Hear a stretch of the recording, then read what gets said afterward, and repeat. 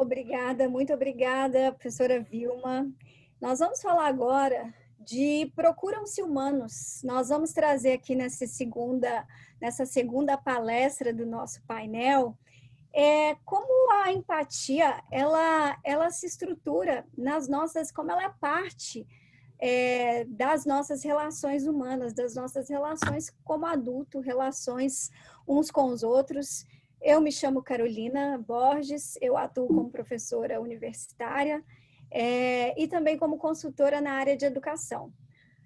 Vamos aqui entender que a gente não tem como fugir. Nós somos seres sociais. Ponto. Queira você ou não. Ah, mas eu não gosto muito de gente, de lidar com gente, de interagir. Desculpe te desapontar. Seres humanos são seres sociais. Isso quer dizer que a gente precisa, de fato, uns dos outros, para que a gente se entenda como gente, para que a gente encontre e que a gente se veja, tenha o nosso lugar no mundo. Então, esse é a primeira etapa. Se a gente quer falar de empatia, se a gente quer falar de habilidades humanas, a empatia ela é parte da inteligência que a gente conhece como inteligência emocional. Todos nós somos seres sociais.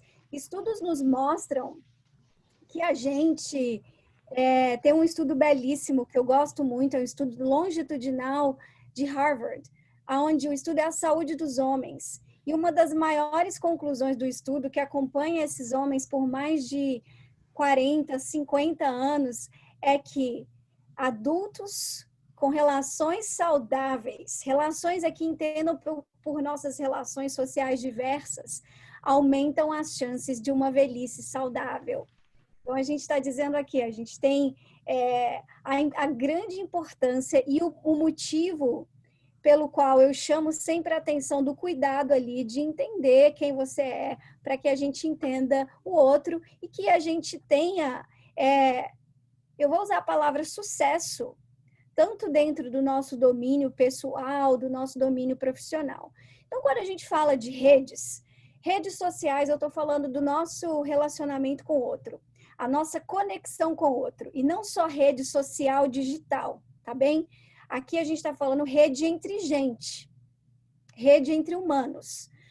E essa imagem, eu gosto dela porque a gente é um emaranhado de linhas tortas, linhas retas, aonde a gente se envolve com as pessoas e com o contexto que a gente vive. O nosso contexto, para que a gente entenda a empatia, não existe aplicar empatia, nem só entender, praticar, se a gente não entende a importância do contexto na nossa vida. Quem já foi aluno meu, quem passa por minha consultoria, minha mentoria, eu sempre falo da importância do contexto, porque a gente, cada um de nós, eu, você aí na Suécia, em Juazeiro do Norte, em Ipatinga, em Campo Belo, em São Paulo, a gente modifica o nosso ambiente. E a recíproca também é verdadeira. O contexto, ele nos modela. O contexto, ele nos modifica. Então, a primeira etapa, se a gente quer entender a empatia como estrutura da nossa organização social, como parte, tem gente que vai chamar a empatia de valor. A gente tem a empatia vindo de contextos diversos.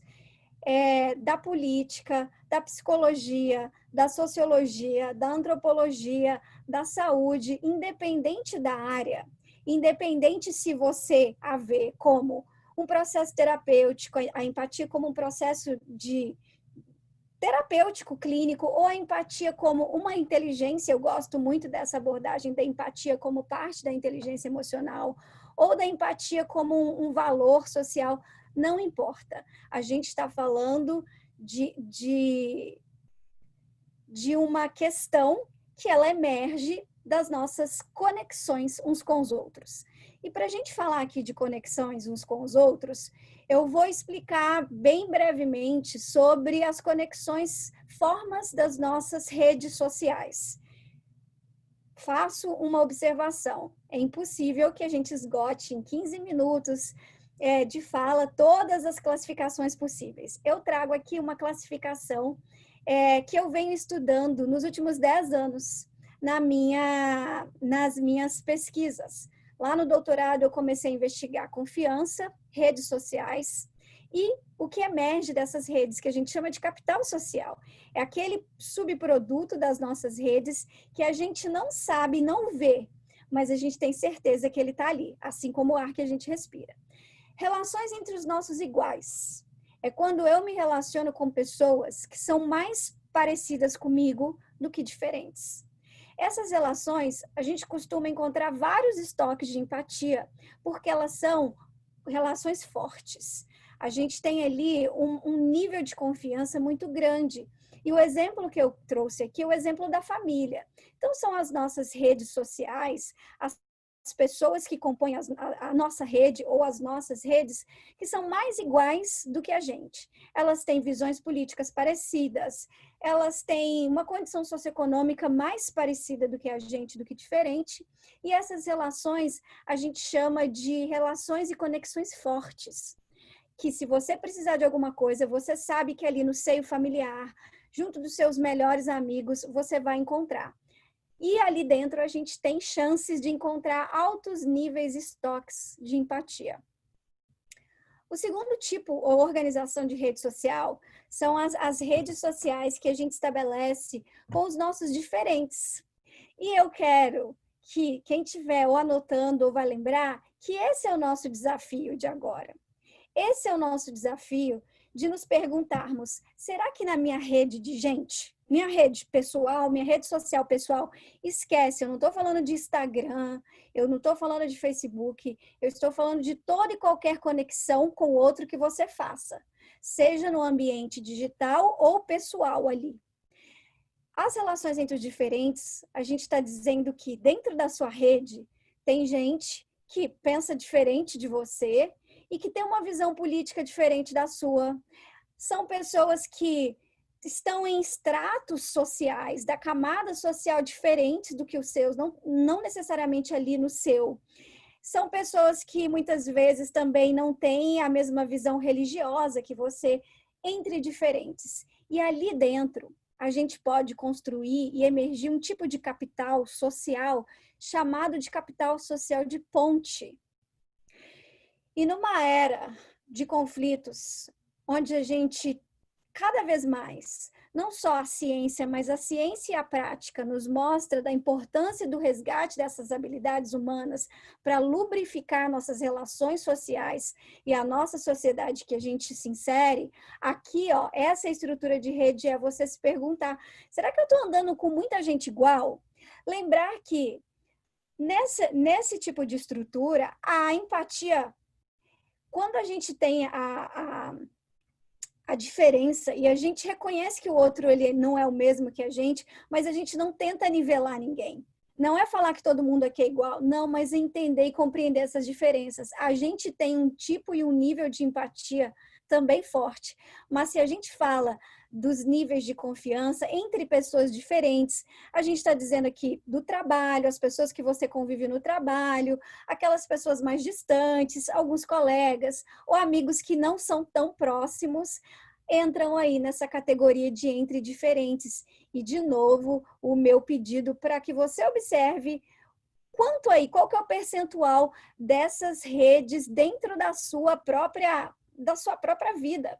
E a gente tem um terceiro tipo, que são as redes, dentro da nossa rede, a gente tem gente igual, parecida, similar, a gente tem gente diferente, que a gente construi pontes, olha que coisa bonita, capital social de ponte, é aquele capital social entre eu e o diferente e que a gente pode ali gerar e praticar uma empatia que ela também será forte, porque eu entendo que o outro não precisa de ser idêntico ou igual a mim para que eu tenha respeito e que eu sinta o que ele sente, ou que pelo menos eu saiba o que fazer diante do sentimento alheio. A terceira estrutura, ela é entre pessoas da sua rede que têm um cargo formal de poder.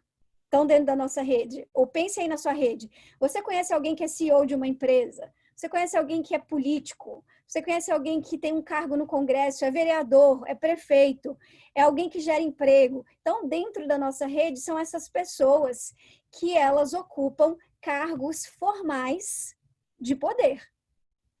Então, eu contei isso tudo para vocês, para a gente, e tudo, exatamente tudo que a gente fala, o que a gente vive, tem um lado bom, pode ser o remédio, pode ser o veneno, né? Eu trouxe o abuso de poder, essa frase está falando aqui, ó, que o abuso de poder, ele vem sem surpresa nenhuma. Os abusos em si, em situações de abuso, a gente mostra que não tem nem respeito e muito menos, se não tem respeito, quanto mais pensar em empatia. E aí a gente vem para atenção. Eu postei recente um vídeo dizendo que pessoas distraídas dificilmente vão experimentar empatia. Pessoas distraídas, porque a empatia, praticá-la, entendê-la, dá um mega trabalho. Porque a gente tem a atenção, ela é chave para construir relacionamento. Você tem uma amizade que você não vai regar, manter, mandar uma mensagem, pode ter certeza que as chances aumentam daquela amizade ali. A gente precisa, relacionamento humano, ele precisa de manutenção. E a atenção é base da empatia. Distraídos, que me desculpem, mas a gente, em condições normais, a gente precisa e requer atenção para que a gente construa relacionamento e que a gente pratique empatia. Na internet, a gente vê um pouco de cada coisa, né? Do que vem, a gente fala inteligência emocional, a gente pensa em Daniel Goleman, mas não, o Daniel Goleman, ele não é pai de inteligência emocional, ele é quem popularizou. E eu trouxe também para a gente lembrar que a palavra empatia em si, ela tem origem alemã. E aí a gente fala, mas tá, como assim? Einfühlung, eu não falo alemão, mas o mais próximo que eu posso dizer, que significa dentro do sentimento, in feeling. E aí, uma turma de pesquisadores e professores anglo-americanos trouxeram e traduziram essa expressão alemã em 1908. Um professor da Universidade de Cornell. Ele falou, olha, vamos chamar de empatia. Então, a gente tem lá de 1908 a empatia entrando nos materiais, nas publicações, mas é uma curiosidade que eu queria trazer para vocês. A outra questão é que empatia, ela faz parte da inteligência que conhecemos como inteligência emocional. Então, ela é um pedacinho ali da inteligência emocional. E não há, impossível. Se você falar, eu tenho preguiça desse papo de autoconhecimento, sinto desapontar que se você não se conhece, você não... Ou você vai ficar muito mais difícil de praticar empatia, porque a gente entende que eu não sou você.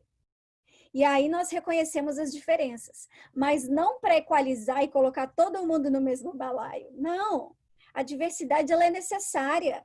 A diversidade, causa e conflito, eles são necessários para que a gente evolua como gente, para que a gente evolua como sociedade, mas para a gente não fazer equivalência. Então, voltando ali, a gente tem que ter isso muito claro, que sem se conhecer, impossível você reconhecer o que o outro sente. Se você não sabe dar nome nem o que você sente, vai ficar muito mais difícil. A empatia, ela é muitas vezes usada como uma coisa só, mas a gente também pode dividir a empatia em alguns tipos. A empatia, ela pode ser cognitiva. Empatia cognitiva é você conectar o seu cérebro com o coração do outro. Mas se você preferir termos mais práticos, é você saber entender o que o outro está sentindo, mas não significa que você está sentindo igual. Se eu estou com alguém da minha equipe e eu sinto que aquela pessoa está frustrada ou triste, empatia cognitiva, eu consigo reconhecer aquilo lá. É enxergar a perspectiva do outro. Mas eu não estou ali sentindo ainda. Eu não estou frustrada, ou eu não estou com raiva, ou eu não fiquei nervosa, ou eu não estou triste. Isso é empatia cognitiva. Para lembrar o seu cérebro como líder, como esposa, como marido, como companheiro, como amigo. É entender e conseguir identificar que a perspectiva ali do outro, ela não é a mesma da sua. E a gente tem também um segundo tipo de empatia que é emocional. Aí sim, Essa empatia emocional que é a mais comumente entendida e usada. Que a gente fala, eu sinto o que você sente. A empatia emocional, ela está ali de mão dada, na verdade abraçada com a compaixão. Carol, é a diferença da compaixão. A compaixão está um degrau acima, porque eu posso sentir com você. Você está com raiva, eu sinto a sua dor. Talvez eu passei por isso, ou eu tenho alguém próximo. Mas compaixão é você fazer alguma coisa por aquele alguém. É agir. A empatia emocional a gente sente. Eu sinto o que você me diz. Acontece com profissionais da saúde o tempo inteiro. Mesmo que eles não saibam que ao longo de 4, 5 anos, 6 anos de curso, meu cronômetro aqui, ó. A gente é treinado ali o tempo inteiro para ter essa empatia emocional e sentir aquela dor com aquela pessoa. E, por fim, a gente tem a preocupação empática. Não quero dizer que uma não existe, coexista com a outra. Aqui é para a gente aprender melhor e ficar mais fácil de aplicar logo em seguida dessa minha fala. A preocupação empática, ela é saber o que o outro espera de você. Então, se você tem um cargo X, ou se você está dentro da sua casa, é saber, o que aquela pessoa está realmente esperando de mim. E aí entra a fala da professora Vilma, a questão da comunicação. O óbvio, ele tem que ser dito sempre, sempre, em todo e qualquer momento das nossas relações humanas. É a preocupação empática, é você entender o que aquela pessoa espera de você, o que ela quer que você faça. E para eu fechar essa minha fala, vocês podem me perguntar, Carol, e o que eu faço com isso?